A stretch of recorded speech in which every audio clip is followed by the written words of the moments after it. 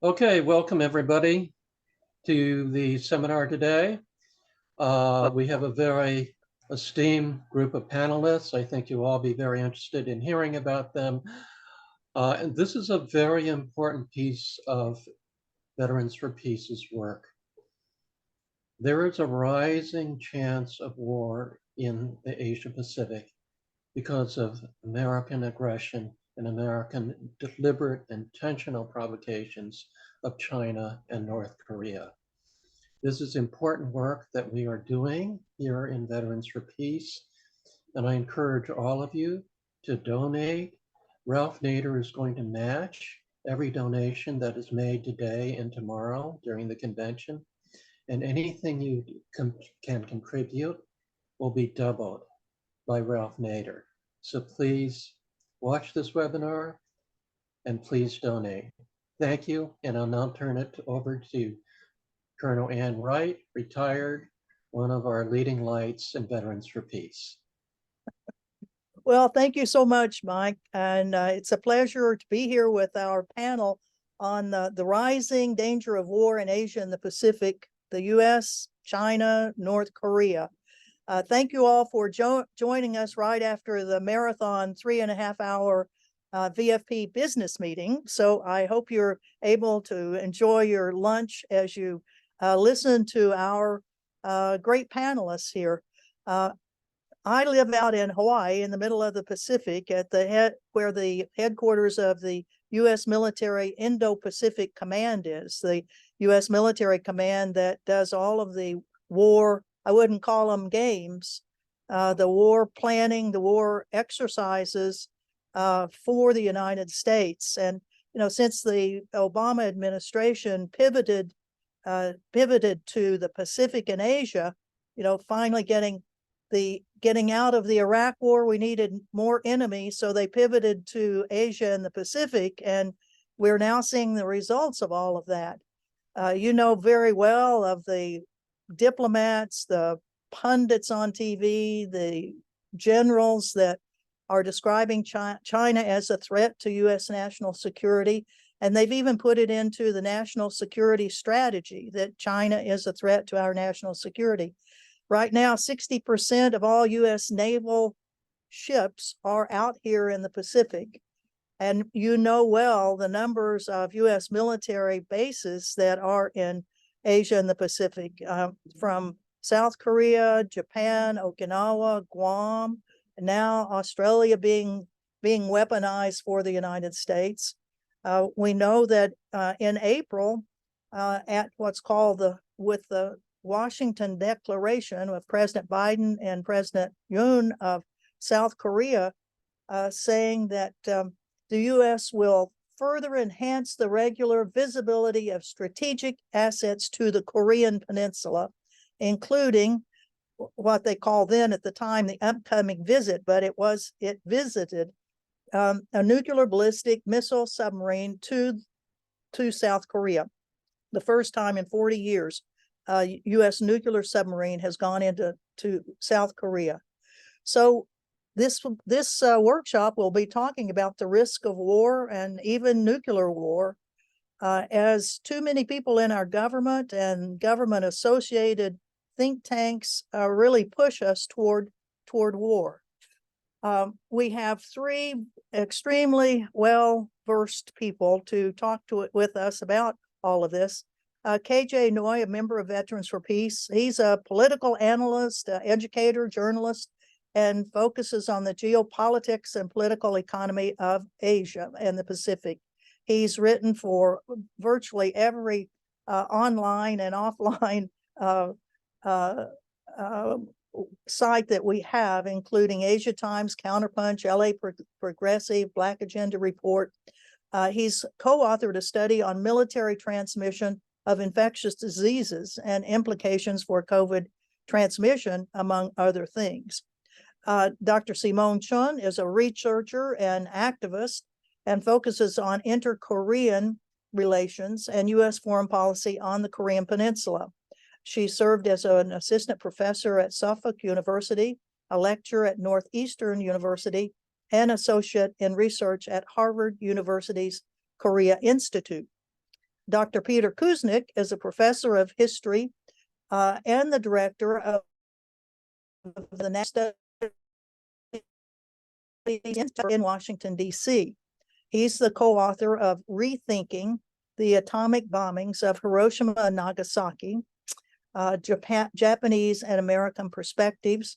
He and filmmaker Oliver Stone co-authored the 12-part Showtime documentary series and book called The Untold History of the United States. These three, and this is just, I mean, these are brief bios of all three of these very, very accomplished people. We'd like for KJ to start us off with this. I will mention that we will ask all the presenters to speak about 20 minutes, and then after they have all completed it, we will have a question and answer series, and I would ask you just to raise your hand and we will acknowledge you and let you ask it, or if you want to put it in the chat and we'll pick it up there. So KJ, please start us off. Thank you.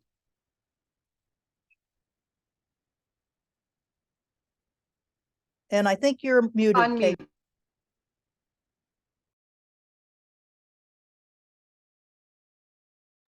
Thank you. It is a pleasure and an honor to be with everybody for the convention. I hope to share a little bit about Korea's history, Japan's history, and the facts that are relevant in order to understand the current geopolitical situation. My firm belief is that unless we understand the past, we have no chance for a meaningful future. So I will share my slides.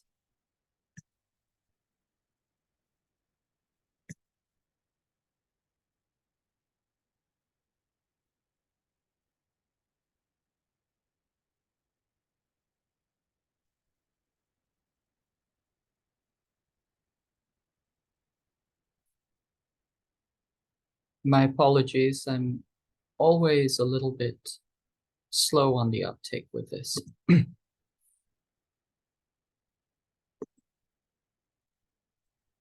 So I have a question for our audience. Does anybody recognize this individual?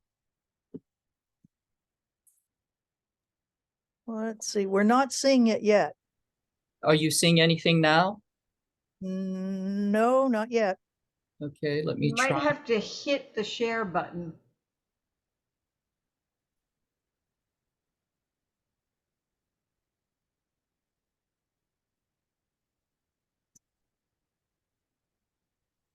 Once again, I apologize.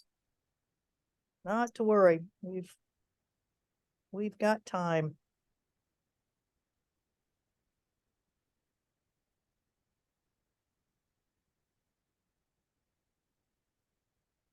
There we go. It's starting. Wonderful. Great. So can everybody see this picture? Oh, yes. Since Great. it started. There it goes. Okay, we're set. Thanks. Wonderful. Does anybody recognize this individual? Okay. Well, the name is up there, Empress Mosung.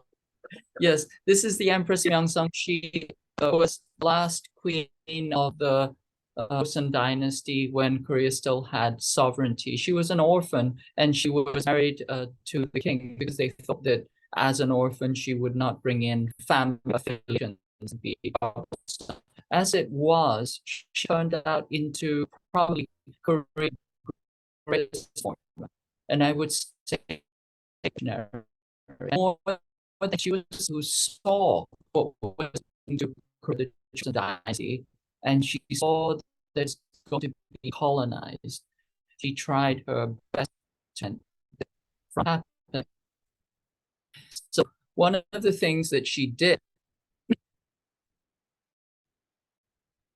I'm sorry, KJ, your audio is breaking up very, very badly. And I'm not sure what the problem is.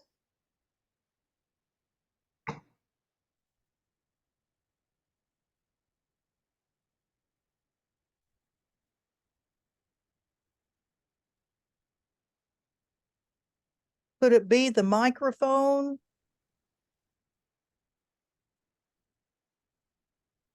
I'm not sure.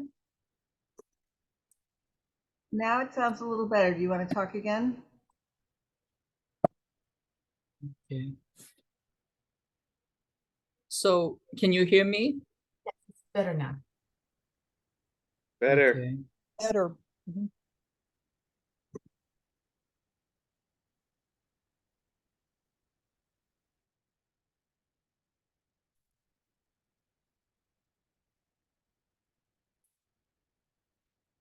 So as I was saying, the Empress Myeongsang was the last queen of a sovereign Chosun dynasty. And during this period, she sent her nephew to the West, and he came back and reported what he had found out. And he said that Korea needed to modernize. And this is exactly what she did. She modernized, and she created what I would call a proto-feminist agenda for the Korean kingdom.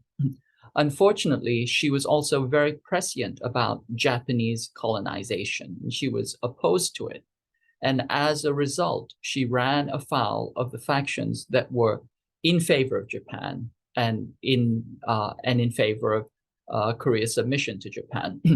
So as a result of this, the Japanese started this operation that they called Operation Fox Hunt. This was on September 26, 1895.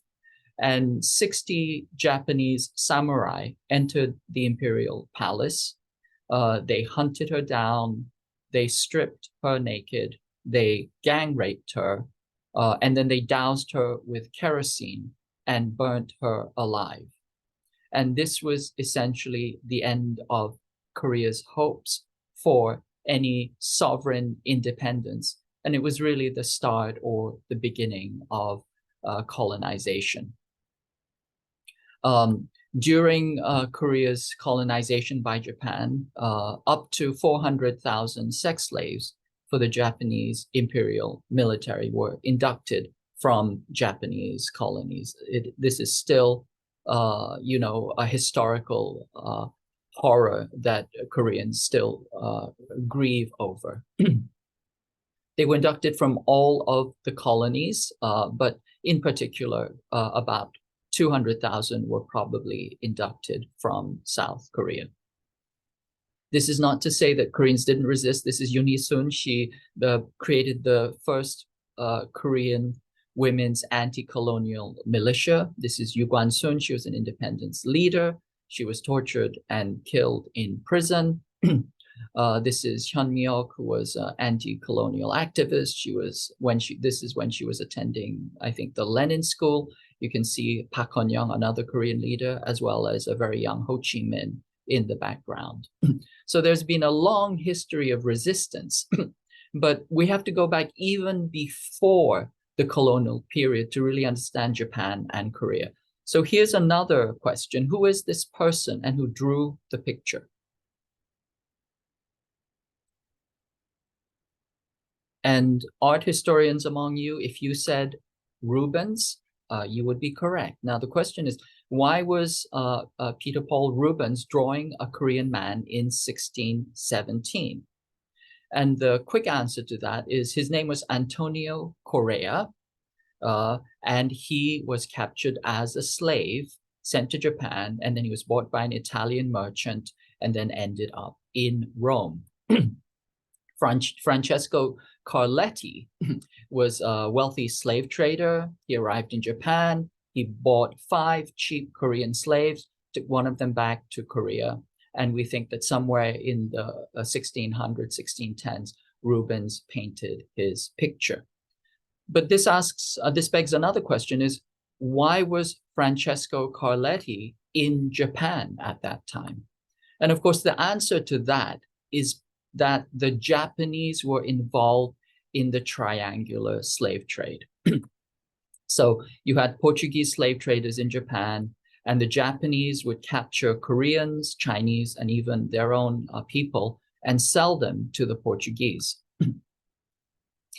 So there's an integral part, an early part of the triangular slave trade involved Japan. In fact, there is a term, hitokadoi, which actually comes from the Portuguese word for slave canvasser. And so to understand this, or to understand the historical context, we really have to understand that Japan and Japanese colonial ambitions were built on a slave empire that it had tried to build since the 1500s, early 1600s. And after it colonized South Korea in 1910, but starting 1895, it built out a slave empire to power its industrial, agricultural, military machine. And so this is what we refer to as, or some historians refer to as, the Manchurian Passage. These were millions of Koreans and Chinese who were trafficked into Manchuria and used as slaves. Historians have compared this slave labor comparable in its scope and its savageness to the worst predations of the Belgian Congo. And they were essentially the forced and conscripted labor power to power up Japan's industrial machine. They are the slave force that enabled Japan to become an industrial war empire. And so we have to understand these pieces as we also understand that the United States is escalating to war in Asia against China. And South Korea is a key element of this escalation. Now, once again, we have to understand a little bit about South Korea's post-war history. South Korea's original Yushin constitution was copied after the Japanese emperor. It was modeled to ape the powers of the Japanese empire. And the reason for this, sorry, I'm jumping around a little bit. And the reason for this is because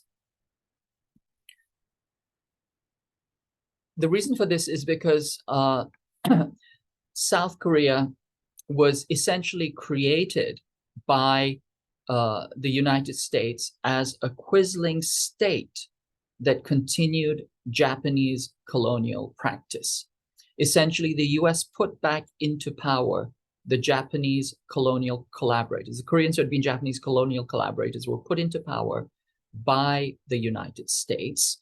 And South Korea has served as a kind of bulwark against quote unquote communism since the 1940s and 50s.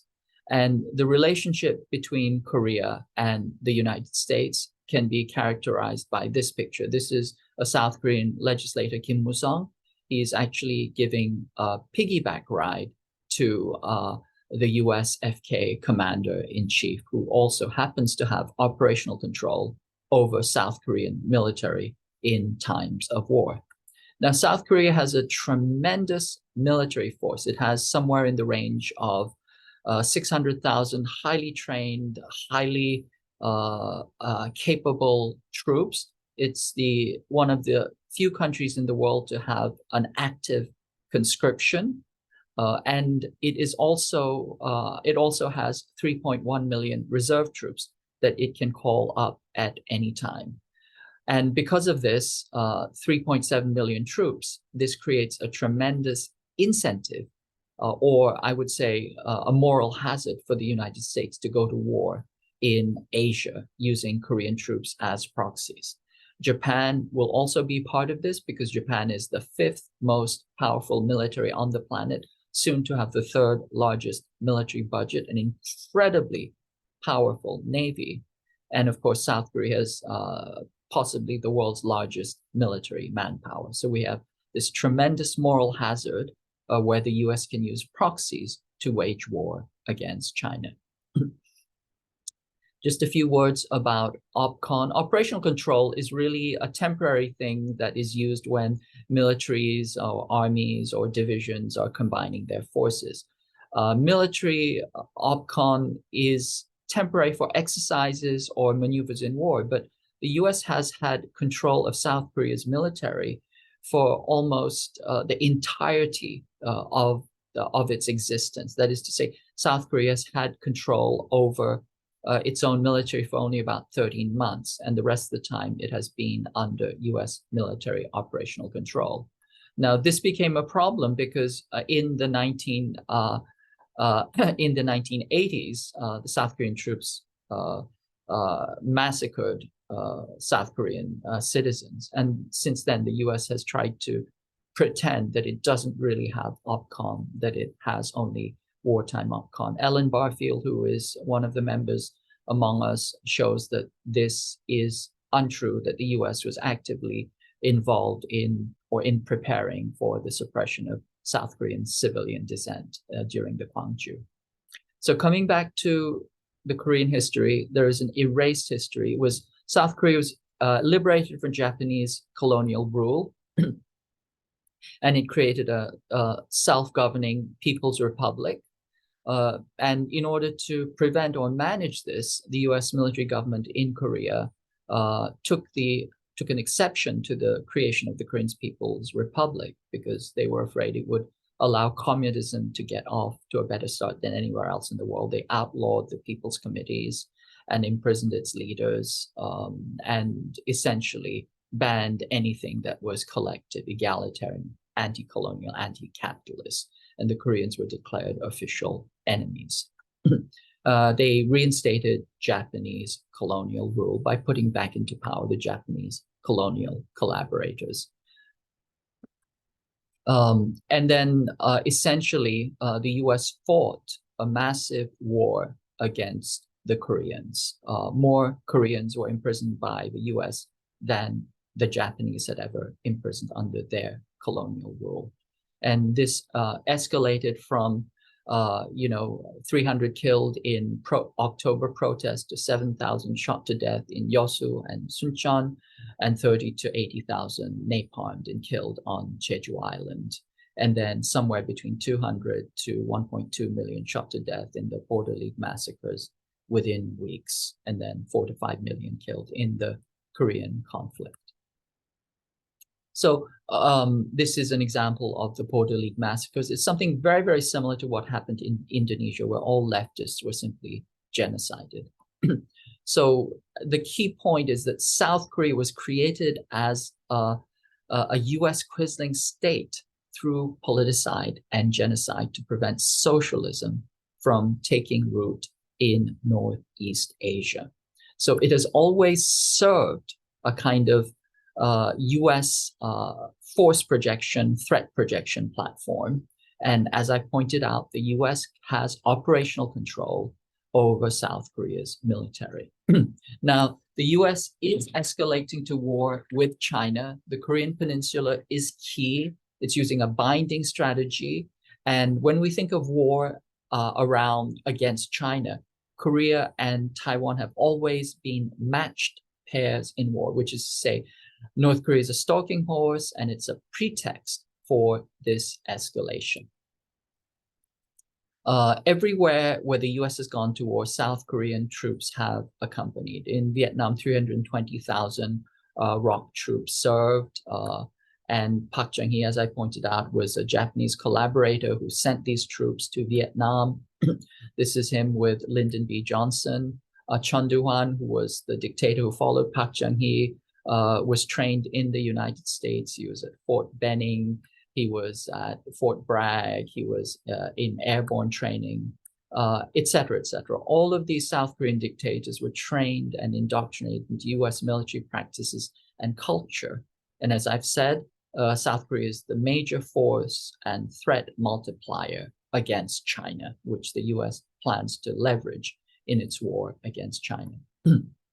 This really has to do with not only the geostrategic dimension, but simply the geography of the area.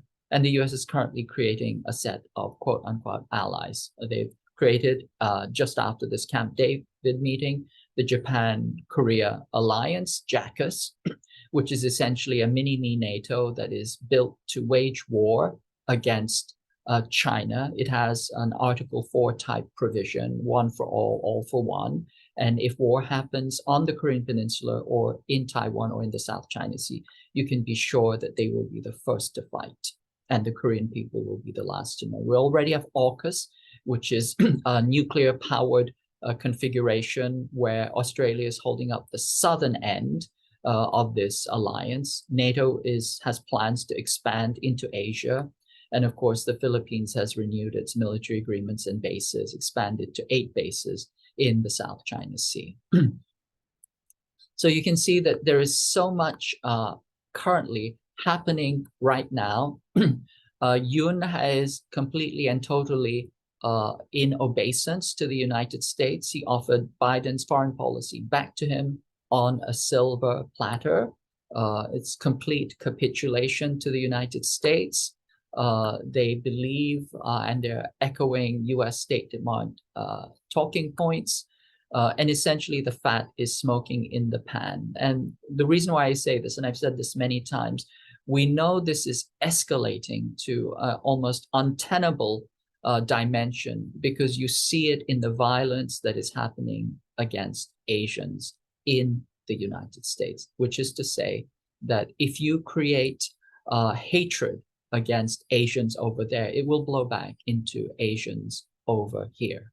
And so we've seen a multi-fold escalation in attacks. It's a kind of a trickle-down effect from this hate mongering, and the Asians here are collateral damage. And so essentially what we see is hybrid warfare, information warfare, and in particular, this extraordinary economic, tech war, legal warfare, diplomatic warfare, etc. And all of this has a historical precedence. It goes back to Andrew Marshall.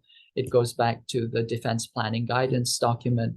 All of this was planned in its early stages by the neocons, but it's a continuous neocon project. These are all members of the neocons. They've all been escalating to war against the United States. They believe that there is no hope for coexistence. They believe that the continuance of US hegemony requires the destruction of China. Started off most notably with the pivot to Asia, but during that period, battle doctrines were built.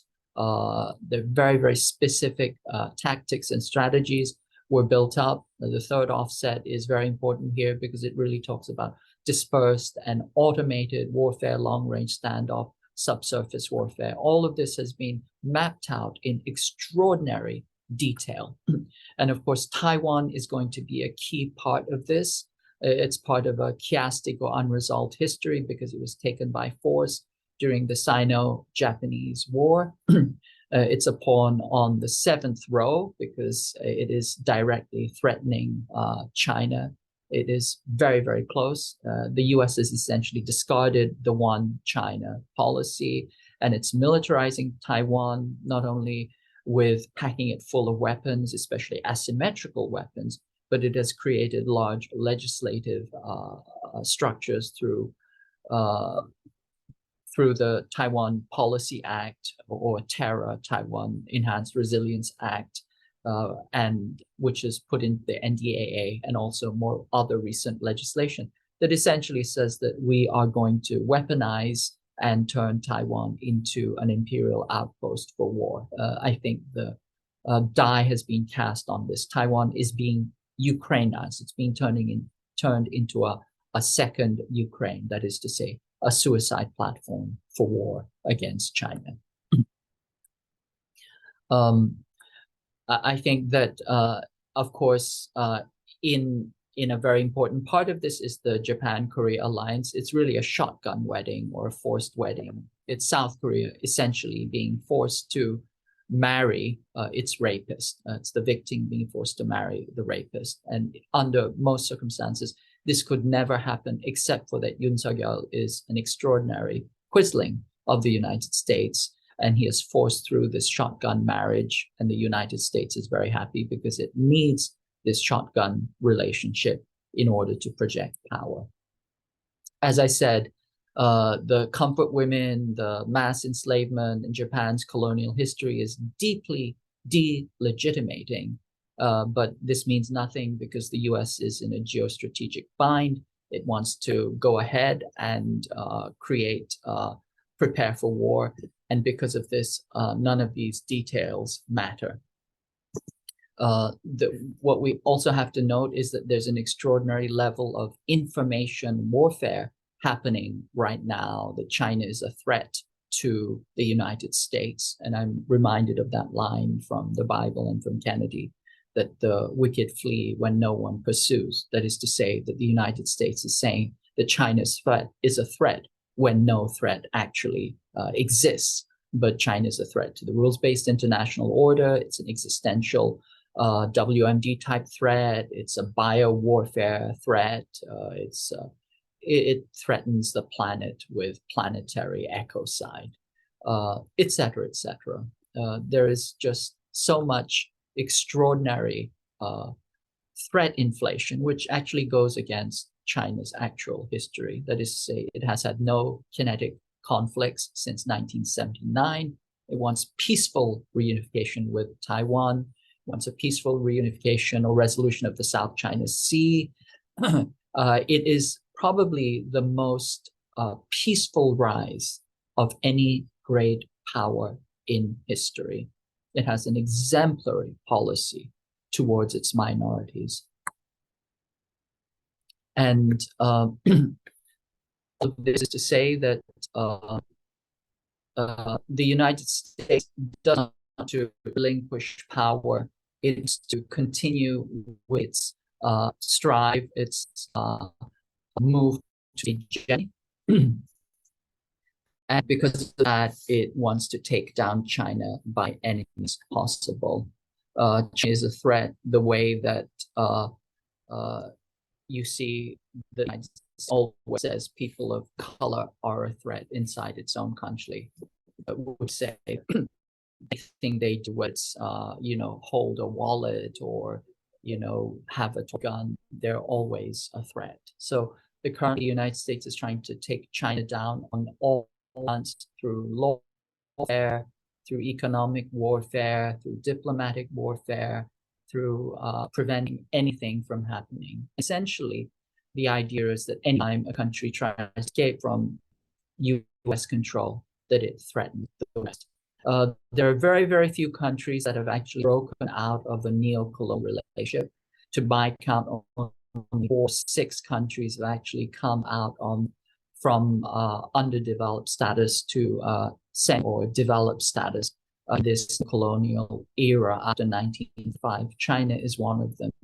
And because of that, it presents the threat of good example, and therefore it has to be taken down. South Korea is also very problematic because, as you said, as I pointed out, it is completely under US control, especially military control. And for South Korea and for China and for any country in Asia to try to free itself from this control of the United States is seen as an existential threat. So we have to understand that anytime the US talks about an existential threat, this is really what it is talking about. The other thing that I want to talk about very briefly is the notion that this information warfare has reached such extraordinary proportions that anybody who challenges US escalation to war is now being tarred as an agent of the Chinese government. This is most obvious in the recent article that the New York Times published. It's a hit piece. They had absolutely nothing, but still they saw it. They saw fit to tar some of the most, some of the leaders with the most integrity and dignity, fighting or struggling to prevent war, and malign them as agents of China. And this tells us how deeply we are in the throes of war. That is to say, before kinetic war happens, we understand that the Air Force goes in and creates a no-fly zone. It bombs and suppresses any counter battery fire. It creates a complete no-fire zone. What the New York Times and the mainstream media and the State Department is trying to do right now is they're trying to create not a no-fly zone, but a no-think zone, no critical thinking, no resistance, no agitating for peace. And they're doing this because this is the precondition for kinetic war. Before you start the war, you have to suppress any resistance, especially resistance or demands for peace. And this is what's going on right now. And this is why they're attacking Jody and Koping and UNAC and the People's Forum. And let me assure you, it will not be long before they come for Veterans for Peace. This is why we all have to fight back. We all have to resist. We have to work against this incredible hybrid warfare, this information warfare. We know what war in the peninsula, in Asia looks like. We have to work for peace, and despair is not an option. The last thing I will say is that you will hear a lot of absurdities. You will be told that peace activists are Chinese agents, or the Chinese are committing genocide, and such extraordinary absurdities that are unthinkable. But let me tell you that those who tell you absurdities are preparing the world for atrocities. As we all know, in war, the first casualty is truth. Thank you. Woo, thank you very much, KJ. That was a remarkable of Korea. I thought I knew a lot about Korea, but you have certainly educated me a lot of the, the early days and, the slave trade of the Japanese Empire. I was unfamiliar with that. I'm sure we'll have a lot of questions for you and our other panelists at the end of this. We shall go on now to, and I'll just mention, in Vets for Peace, we have two working groups. We have the working group on China, and we also have Korea Peace Campaign. And we would urge members to consider joining each one of them. And we have the opportunity to ask people to come to both of those and make presentations. And as you can see from the number of slides that KJ has, he's got a lot more that he can tell us. So we thank you very much. And next we go on to Simone Chun, who, as I mentioned, has focused her research on inter-Korean relations and U.S. foreign policy in the Korean Peninsula. She's an assistant professor at Suffolk University and a lecturer at Northeast University, and also an associate in research at Harvard University's Korea Institute. And Simone, we thank you very much for being with us. Please go ahead. Thank you so much. Can you see my slide?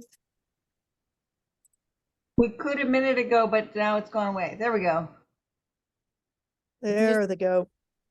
Do you see as a full slide show or?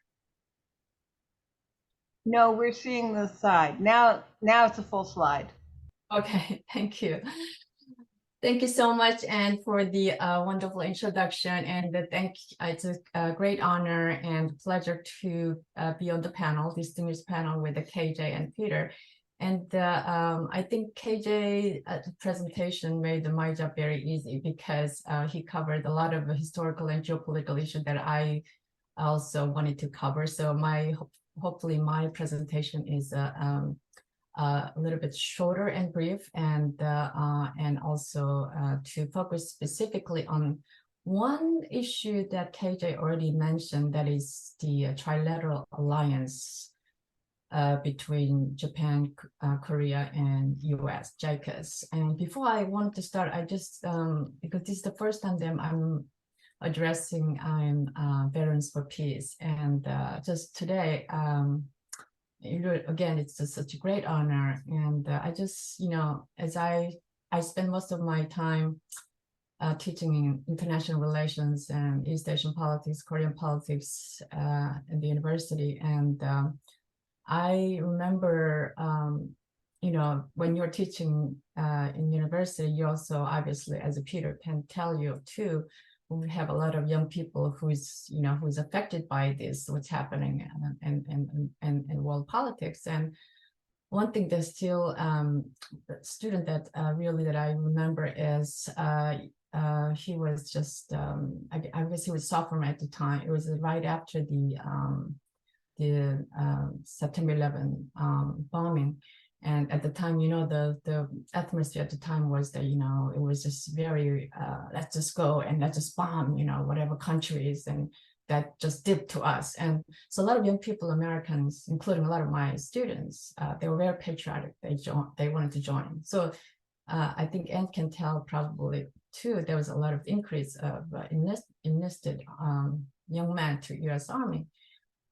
So I just remember this student who was just the brightest, and he joined it, and the international relations class that he took with me was the last one that he joined before. And later, 2 years later, I heard that he never came back from the war in war in Iraq. And so I just want to share that this is just a war is not war just that is actually right now is the new Cold War that is happening right now.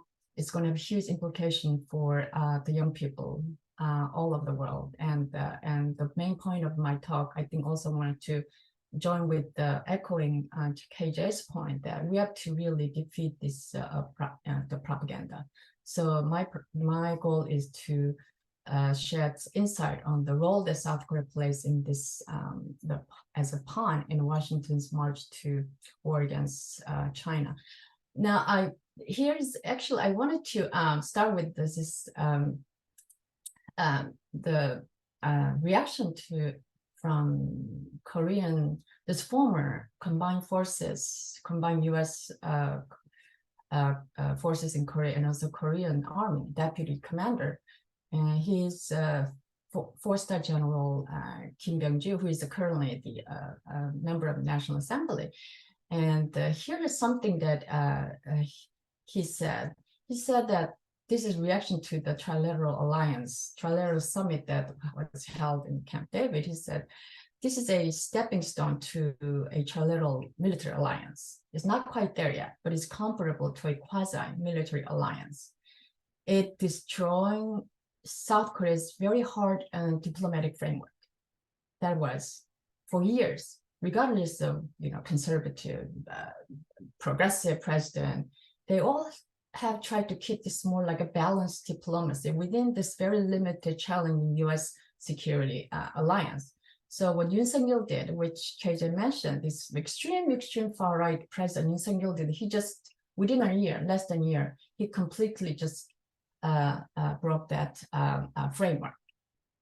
And again, I'm starting with this slide and this four-star general's reaction to show the real reaction, what Koreans think about this trilateral military hawkish war coalition.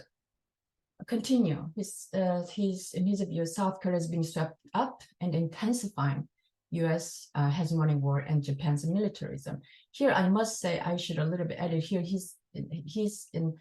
I'm translating his reaction reported in the Korean press. He's saying that China-U.S. great power struggle. So this I will just not make a footnote.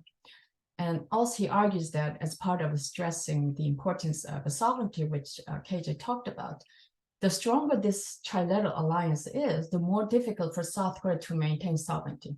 Again, this is the reaction, what the former CFC deputy commander says.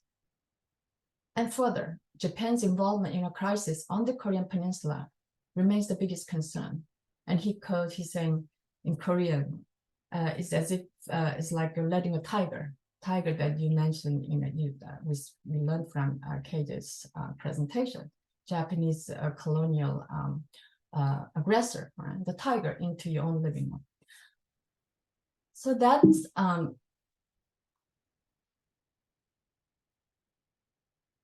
as part of, again, the defeating that propaganda. So let's look at what Koreans think about this Washington's new Cold War. This is a survey done last year. As it says, 80% of South Koreans oppose Washington's new Cold War. Now, if you look at a lot of surveys coming from Koreans, it says they're pretty much they agree with they support the U.S. Korean security alliance. But that being said, South Koreans overwhelmingly oppose the Koreans joining, right, capitulating to Washington's new Cold War. So it's close to 80%. They want the balanced diplomacy with the neighbors. They do not want to be entangled into this war coalition. So what's happening right now? Again, this is the exhibit, a third. This is, as you can see, August 19th protest that is happening right now, which you don't really at all get to see, but from CNN, New York Times, Washington Post. Koreans are protesting. Koreans have been protesting in the streets against far-right Yoon Suk-yeol regime, who basically established a national security regime. As KJ pointed out, we are already at war. He basically trying to preempt any protest, any dissident voice against war.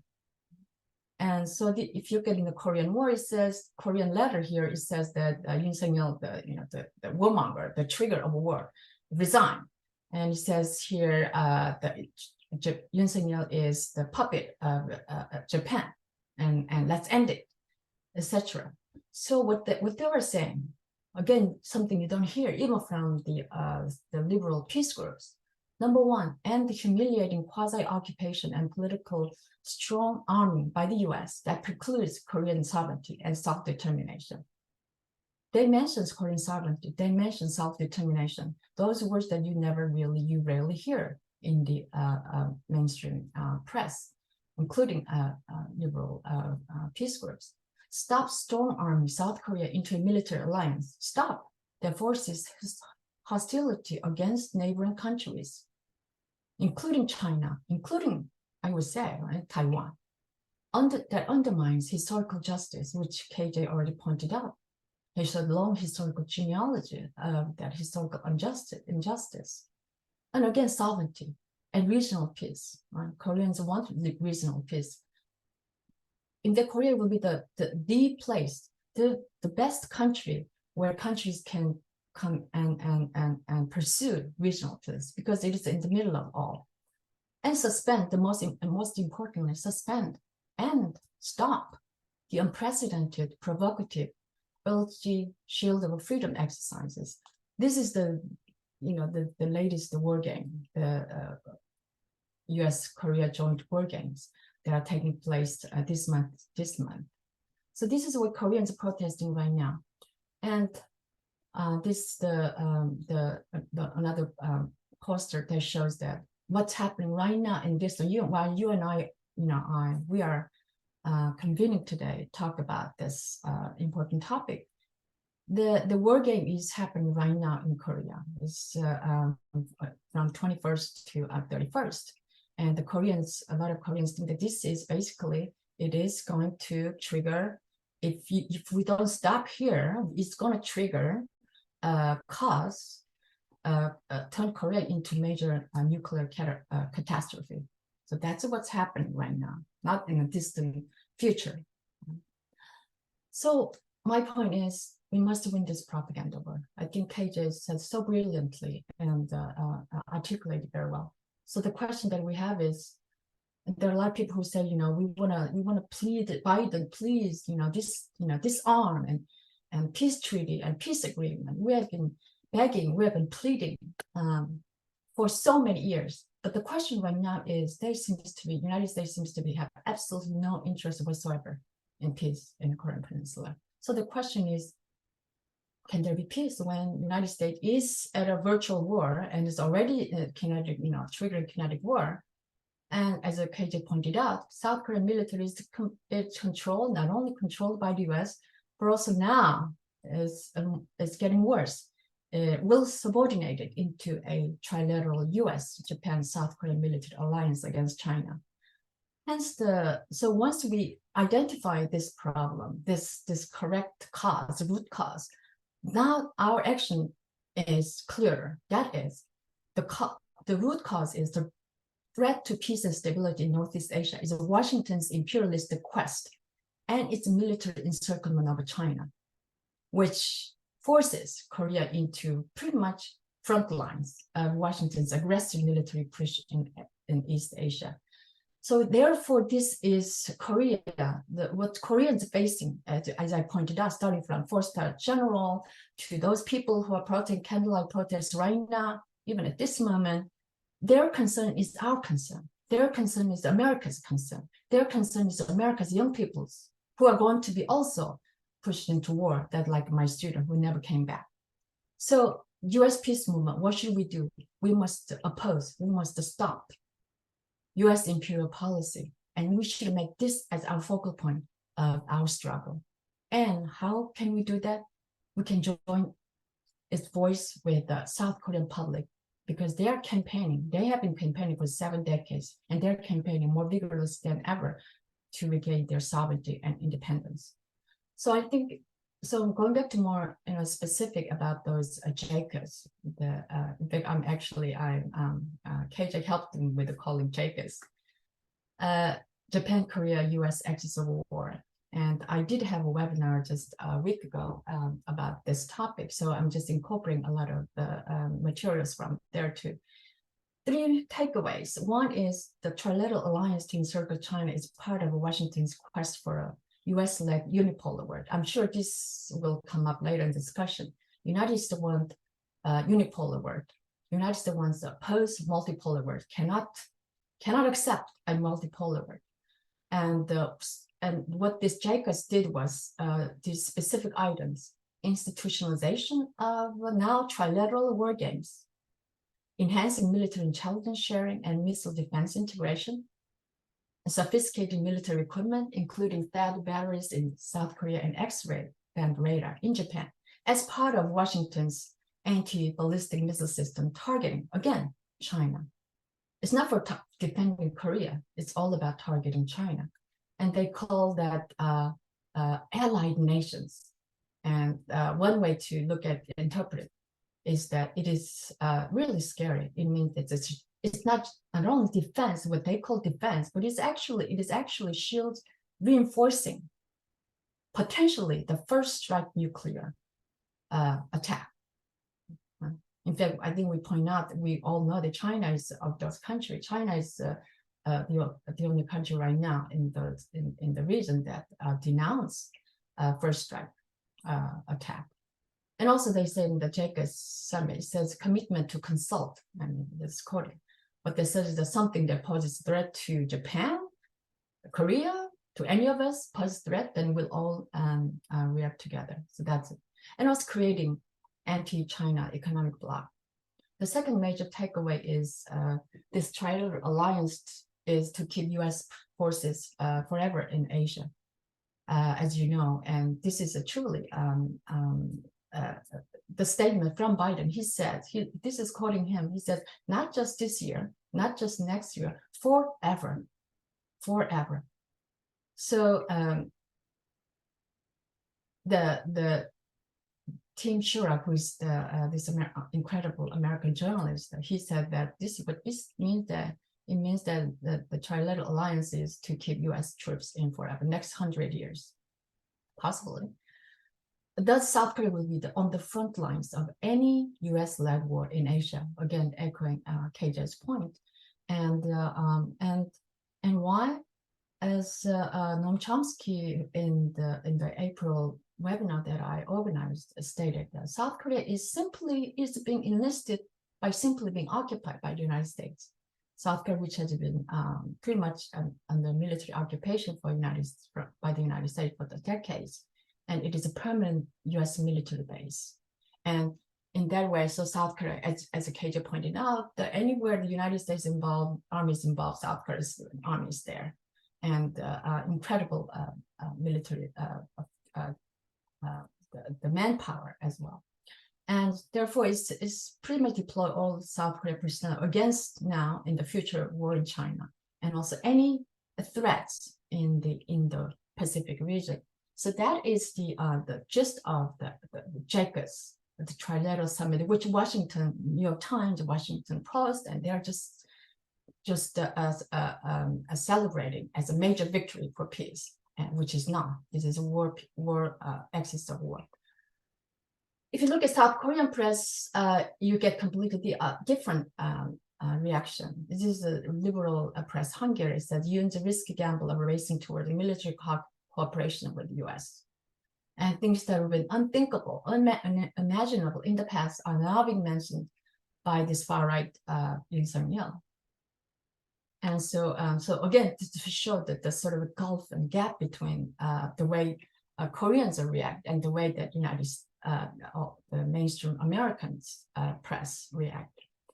But as it turned out that this trilateral alliance it's actually, it has been years in the making. So this one, it's basically, the slide shows that, look at it, it's very detailed. It's starting all the way from, they had trilateral meetings since 1994. And it was actually interesting, Obama that really accelerated this trilateral war alliance, the movement. So pivot to Asia. It started escalating against China. So much for liberal, Democrats being for peace or liberal. You can, for the sake for saving time, I wouldn't go, all in detail. But you can see this is a pattern, right? And finally, Biden come in. He rebrands the pivot to Asia, and he says part of the U.S. Indo-Pacific strategy. Unrelenting U.S. pressure on South Korea to join Washington's anti-China bloc. Unrelenting. It was Biden.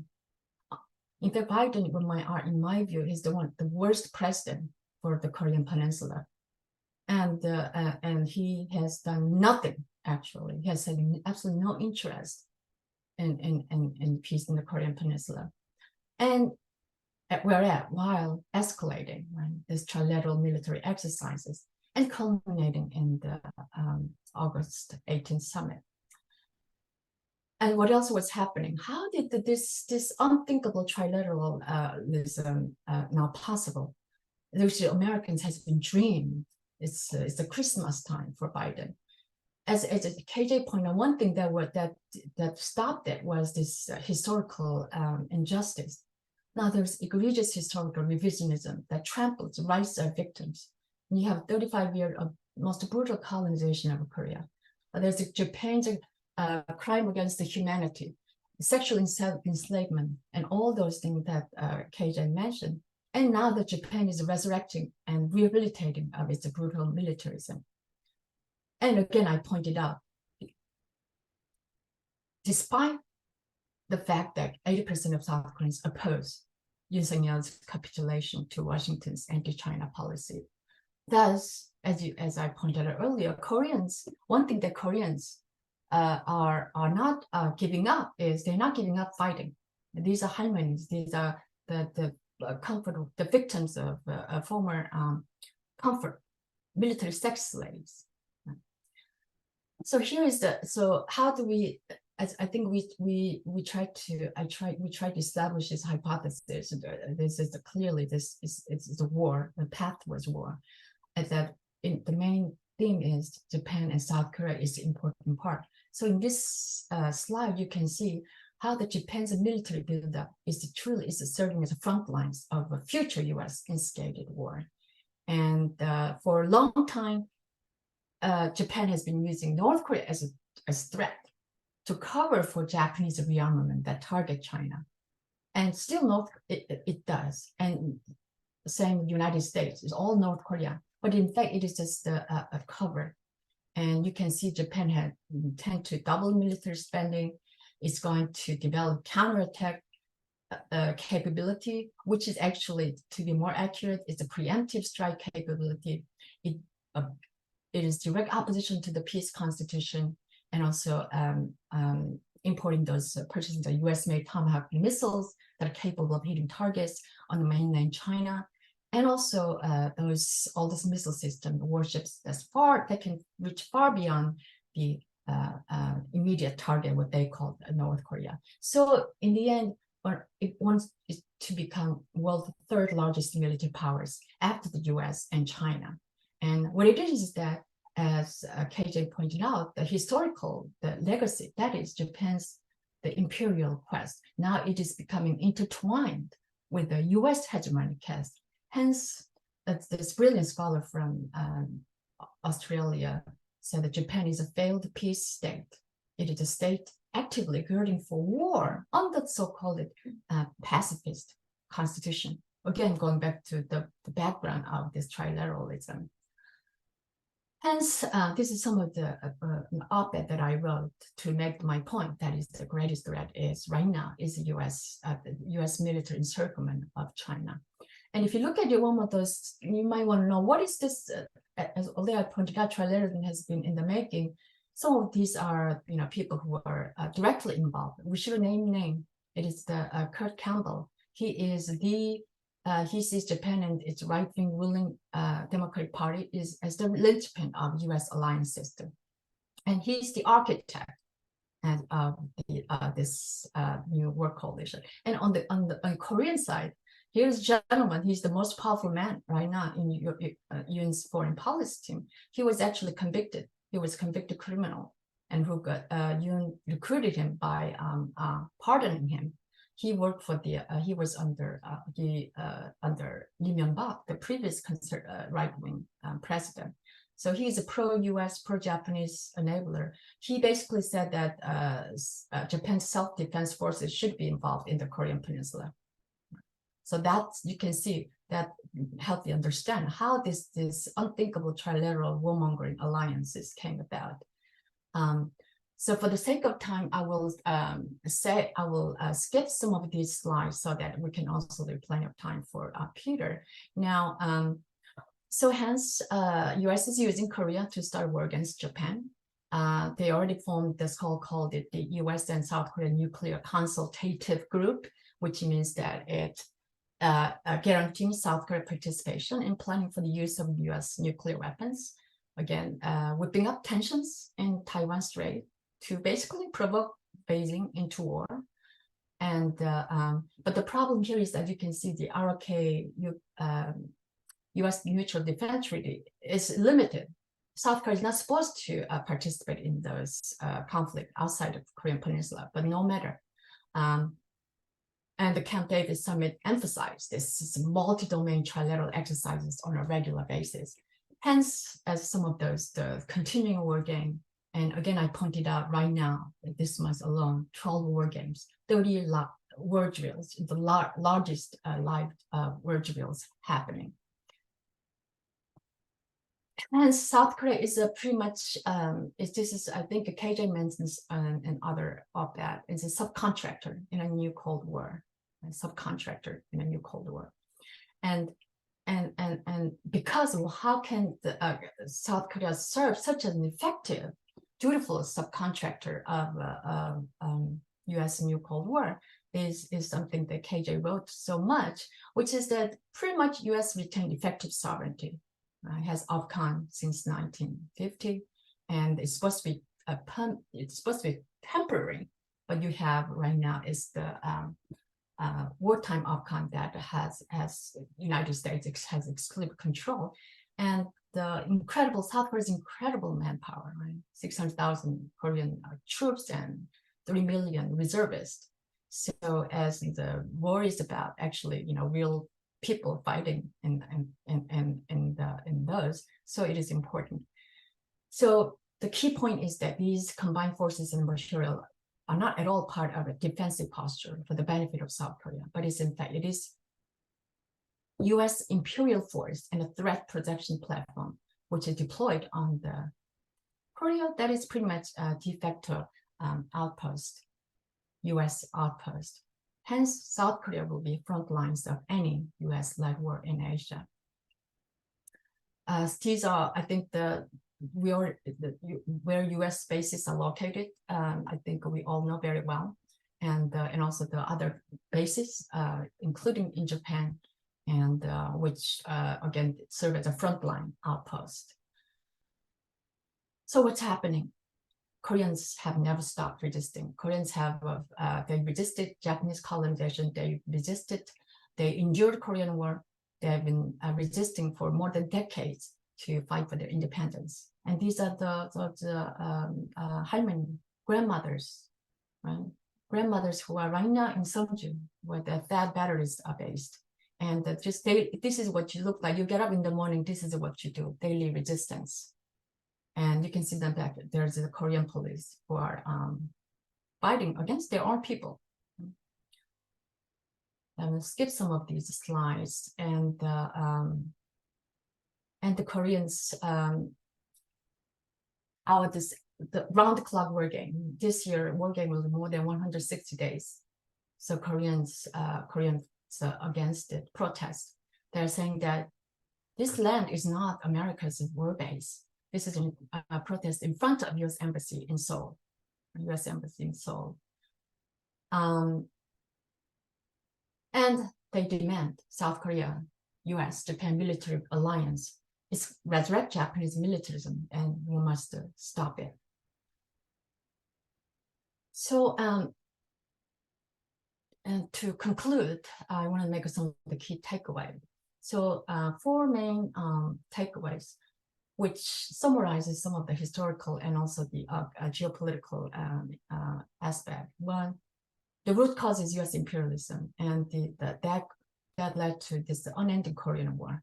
In fact, the Korean War inaugurated the Cold War, as the great scholar I.F. Stone and also Kim Bill and Gregory Illich have recently pointed out.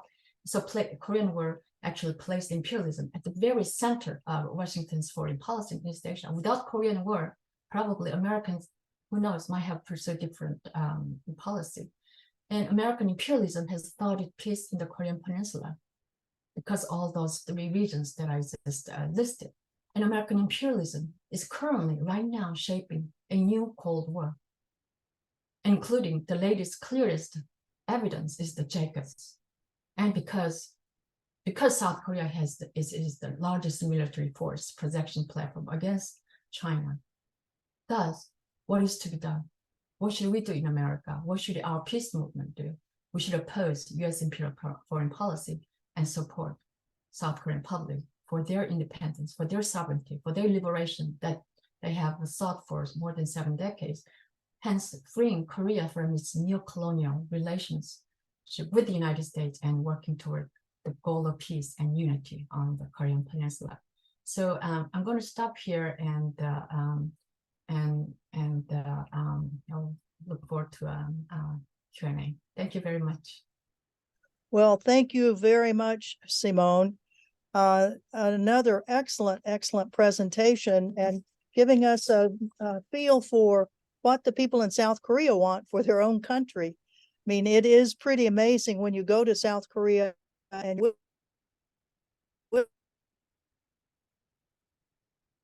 Jeju Island, the incredible spirit of activism and activists who say they want to have a say in the destiny of their country, something that they feel, and I think most of us feel, they really have not had that opportunity. So we thank you very, very much for highlighting that and emphasizing again the incredible militarization of both South Korea and of Japan. I will mention that we just finished with the national mobilization for peace on the Korean Peninsula at the 75th or 70th anniversary of the armistice, signing of the armistice of Korea, the Korean War.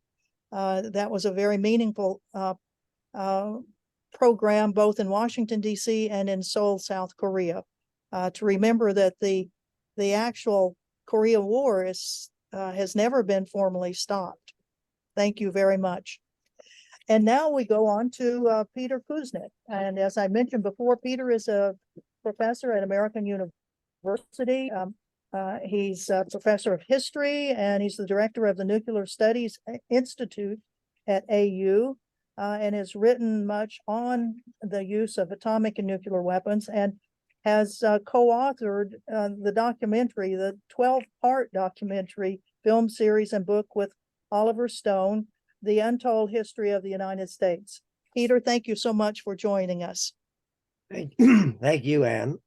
I anticipated exactly what has happened. I knew that between Anne and KJ and Simone that they would cover everything that needs to be said. And so I tried to figure out what else I might be able to add that would be useful. So I started looking at all of the plans for war.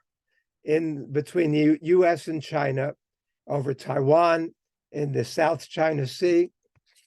And it reminded me of a comment that was made by the great social critic Lewis Mumford back in 1946, when the United States did its first nuclear tests in the Pacific. And Mumford wrote a piece in Saturday Review titled, "Gentlemen, You Are Mad." And he says, "We in America are living among madmen. Madmen govern our affairs in the name of order and security. The chief madmen claim the titles of general, admiral, senator, scientist, administrator, secretary of state, even president. And the fatal symptom of their madness is this: they've been carrying through a series of acts which will lead eventually to the destruction of mankind, under the solemn conviction that they are normal, responsible people living sane lives and working for reasonable ends. Soberly, day after day, the madmen continue to go through the undeviating motions of madness, motions so stereotyped, so commonplace, that they seem the normal motions of normal men, not the mass compulsions of people bent on total death. Without a public mandate of any kind, the madmen have taken it upon themselves to lead us by gradual stages to that final act of madness which will corrupt the face of the earth and blot out the nations of men, possibly put an end to all life on the planet itself." Well, Mumford said that back in 1946, but how relevant is it to today? I mean, we can say the exact same thing. And so I saw that when I came on, that one of the people this convention is honoring is Dan Ellsberg. And Dan was one of my closest friends in the world, maybe my most intimate friend. And Dan, more than anybody, warned about not only the threat of nuclear war, but the threat of nuclear annihilation. And Dan pointed out that we haven't only used nuclear weapons twice, and we use nuclear weapons repeatedly, in the same sense that somebody holding a gun to somebody else's head to rob him or her is using that gun without pulling the trigger. And that's what diplomacy has been ever since World War II, the threat of nuclear war. And so every time a US president says all options are on the table, which every US president has said, from Truman all the way through Biden, this is exactly what they're talking about. And so in thinking about what I might be able to add, I've thought about the various waves of militarization of the Pacific recently. And we start with, there are various places we could start because there's a lot of overlap. But we could certainly start with the European colonization, the British, the French, the Dutch, the Spanish, and the brutality of that.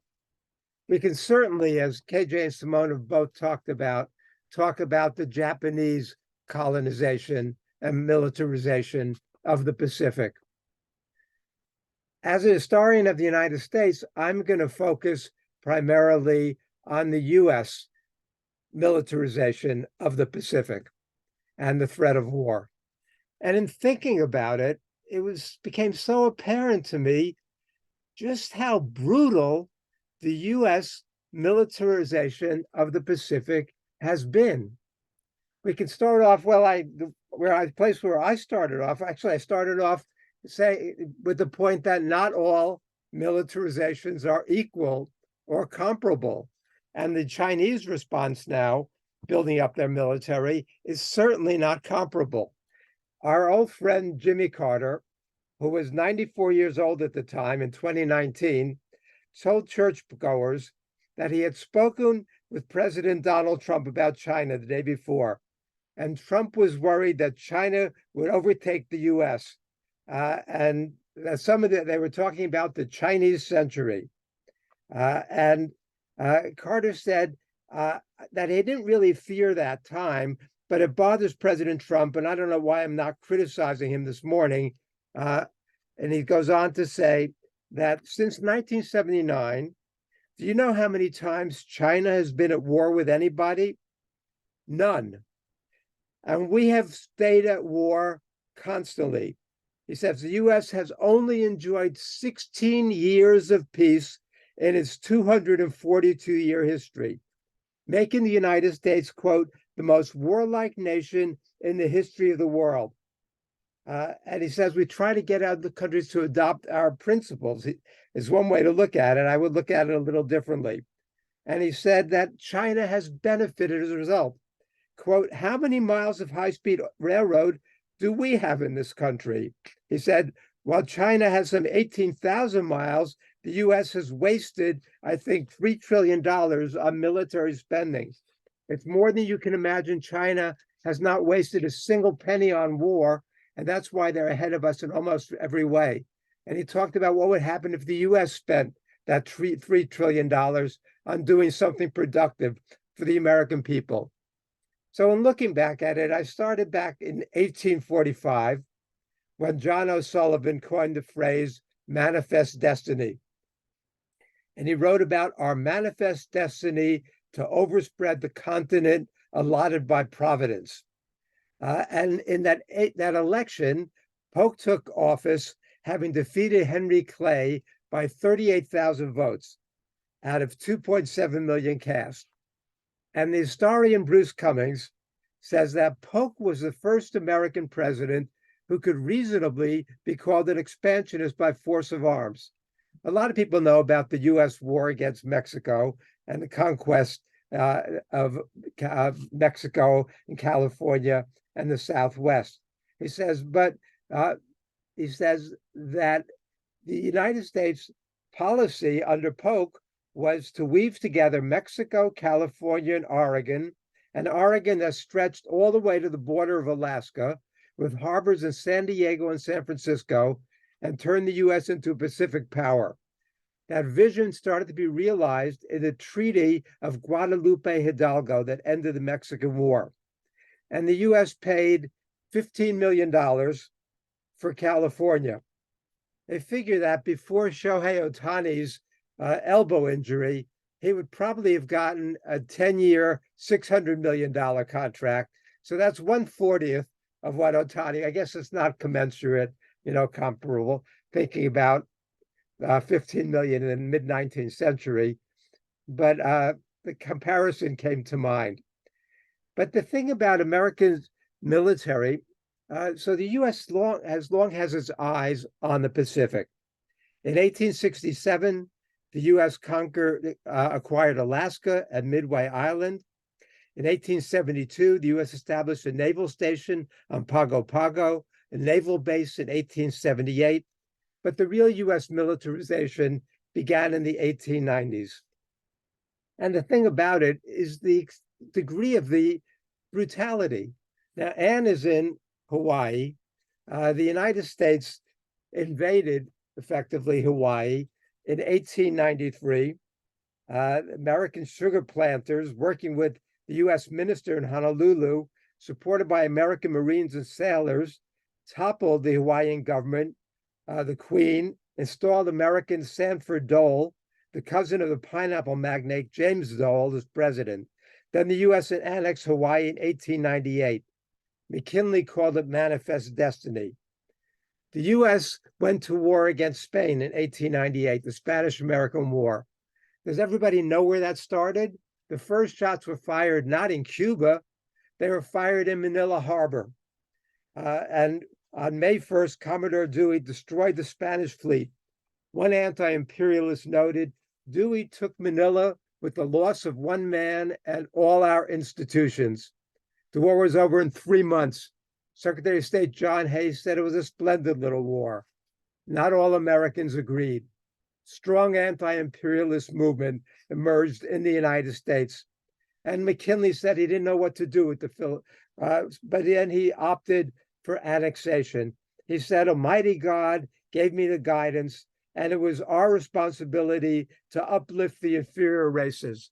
That's when Rudyard Kipling was writing about the white man's burden, and the U.S. annexed the Philippines, paid Spain $20 million, or 1/30th what Ohtani would have made, maybe 1/25th of what he will make. But the Filipinos weren't happy about that. and they thought that the United States might support them in establishing their own republic. And we know that Aguinaldo led a rebellion. The Filipinos who had rebelled against Spanish rule now rebelled against American rule. And the U.S. brutalized the Philippines. The U.S., as the New York World observed, suddenly without warning, face to face with the actuality of empire, to rule we must conquer, to conquer we must kill. Senator George Frisbee Hoare of Massachusetts warned the U.S. would become a vulgar, commonplace empire founded upon physical force, controlling subject races and vassal states, which one class must forever rule and the other classes must forever obey. Well, the U.S. did brutalize the Filipinos. The one American senator, now an annexation of the Philippines passed the Senate by one vote, and only one American senator had actually been to the Philippines. That was Senator Albert Beveridge of Indiana. And they waited for him to speak before deciding how to vote. And in early January, he got up in the Senate in January 1900 and said words that are really worth repeating. He said, "The Philippines are ours forever. This island empire is the last land left in all the oceans. Our largest trade henceforth must be with Asia. The Pacific is our ocean. More and more, Europe will manufacture the most it needs, secure from the colonies the most it consumes. Where shall we, United States, turn for consumers of our surplus? Geography answers the question. China is our natural customer. The Philippines give us a base at the door of all the East. Most future wars will be conflicts for commerce. The power that rules the Pacific, therefore, is the power that rules the world.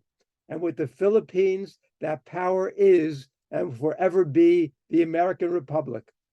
God has marked the American people as his chosen nation to finally lead in the regeneration of the world. This is a divine mission of America, and it holds for us all the profit, all the glory, all the happiness possible to man. We are trustees of the world's progress, guardians of its righteous peace. The judgment of the master is upon us.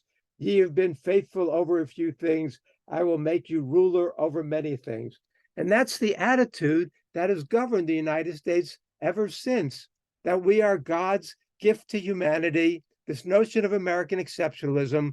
The United States is not only different than all other nations, the United States is better. Other nations are guarded by geopolitics or trade or economics or greed, but the United States just wants to spread freedom and democracy. Well, that lie is very, very dangerous, pernicious, and cannot be allowed. But we look at the history, as KJ and Simone have done. As in November 1901, when the U.S. slaughtering thousands and tens of thousands of Filipinos, the Philadelphia Ledger wrote, "The present war is no bloodless, fake, opera buffet engagement. Our men have been relentless, have killed to exterminate men, women, children, prisoners and captives, active insurgents, and suspected people from lads of 10 and up. An idea prevailing that the Filipino as such was little better than a dog, whose best disposition was the rubbish heap. Our soldiers have pumped salt water into men to make them talk, have taken prisoner people who held up their hands and peacefully surrendered, and an hour later, without an atom of evidence to show they were even insurrectionists, stood them on a bridge and shot them down one by one to drop into the water below and float down as an example of those who found their bullet-riddled corpses." We could go on. Let me just take a quick look at how we don't have much time. The different visions were laid out by Henry Luce, who said that the 20th century must be the American century, and Henry Wallace, who said the 20th century must be the century of the common man. And Wallace decried Luce's call for an American century. And he said the American century has to end colonialism, end imperialism, end economic exploitation. Wallace, who should have been president in 1945, when when Roosevelt died.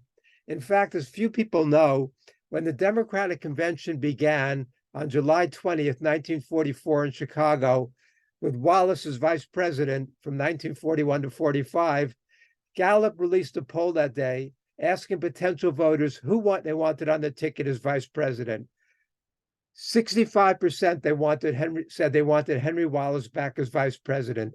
2% said they wanted Harry Truman.